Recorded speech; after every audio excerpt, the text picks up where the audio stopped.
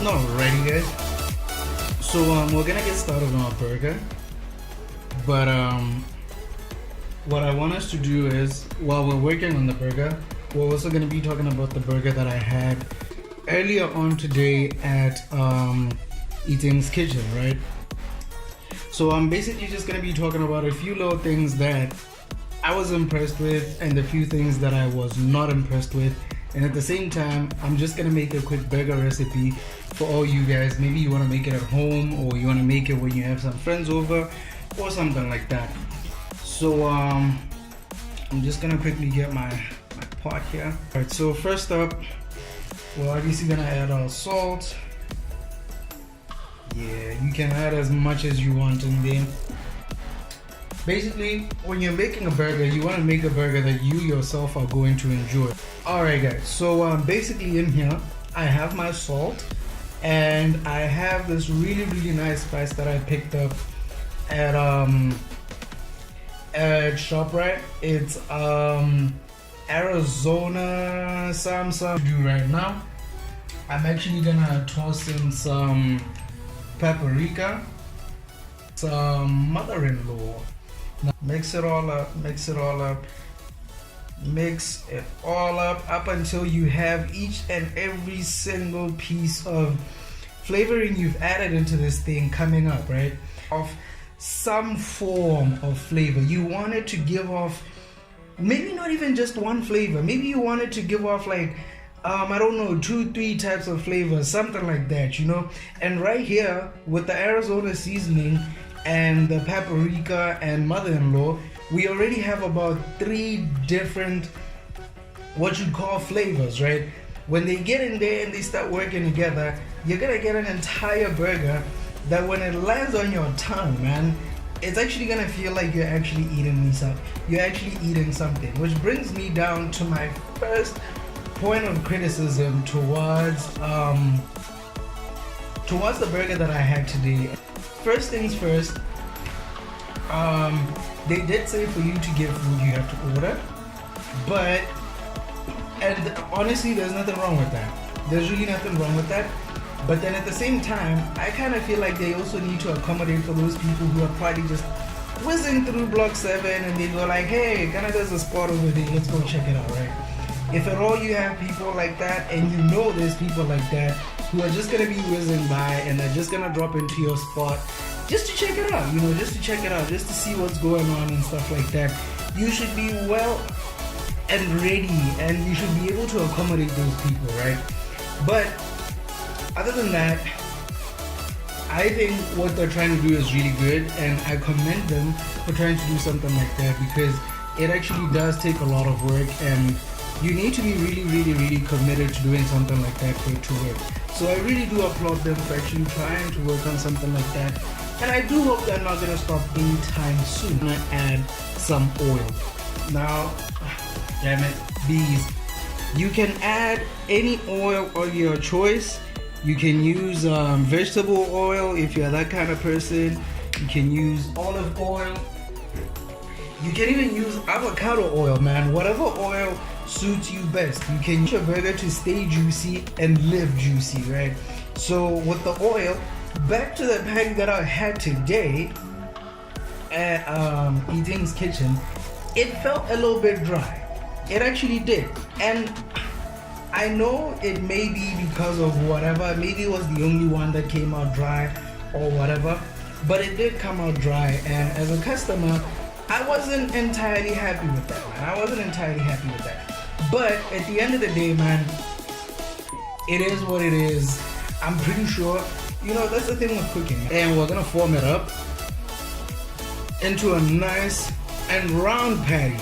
Now the problem I had with the patty that I had earlier was that it did not have any form, because at the end of the day now, what you had was, you had an entire bun, and instead of having the patty going somewhere close to the edges, you had it crooked like, and in some areas it even went almost halfway to the center of the bun, right?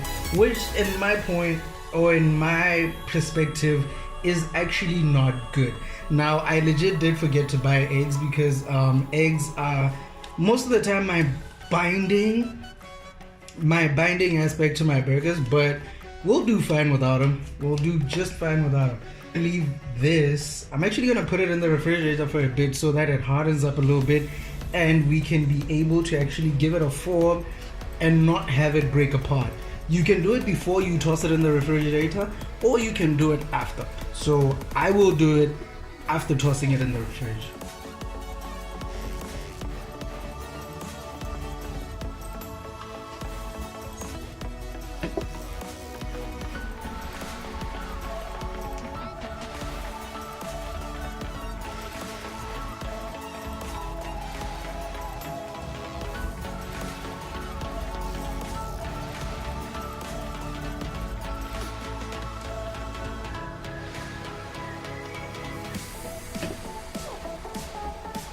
Alright guys, so we have our not really perfect, but we have our rolled up patties right here.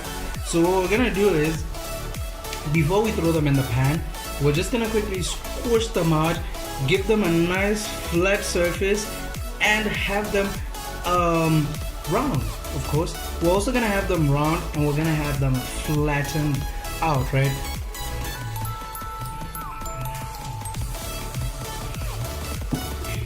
Alright ladies and gents, so our patties actually did get a bit cold, which means if we press down on them, they're probably going to be able to keep that form. I have my fingers crossed that they actually do keep that form, so let's get this out of the way. A trick for you guys to use if you want to flatten out your patties and you don't want to do it with your hands, what you can simply do is this.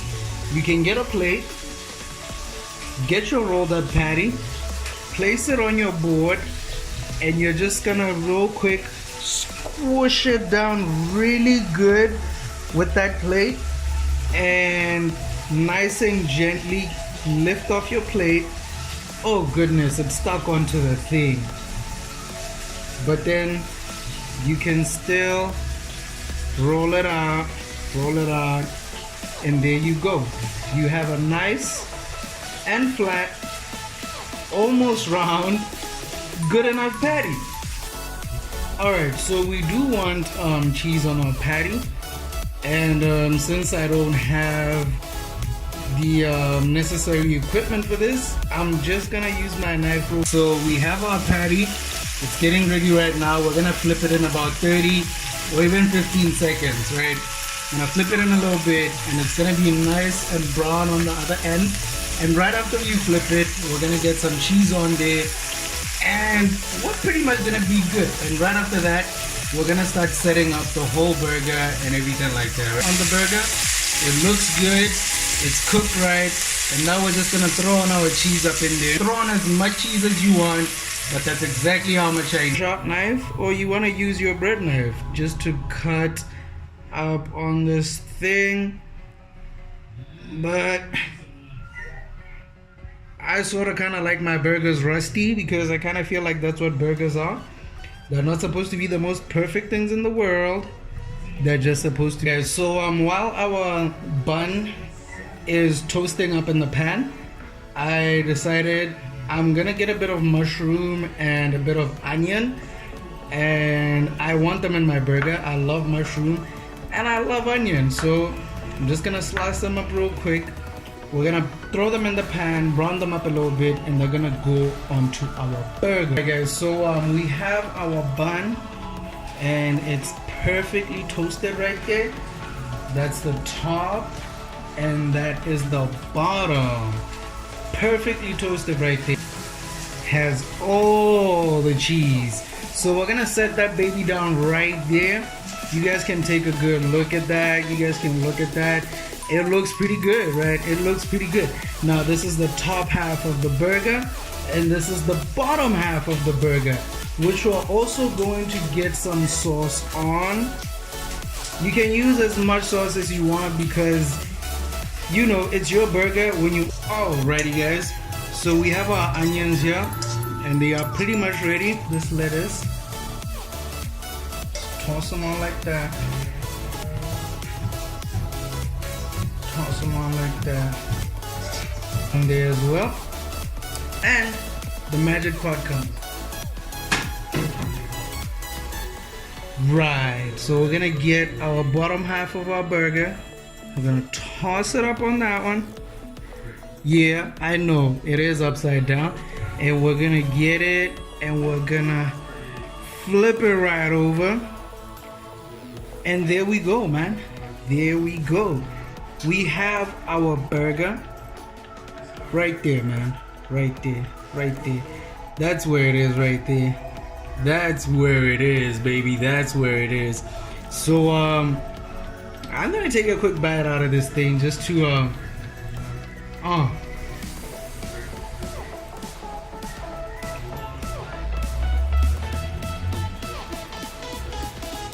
and there we go, ladies and gentlemen. My son just got up, so I will see you guys in the next video, man. Deuces.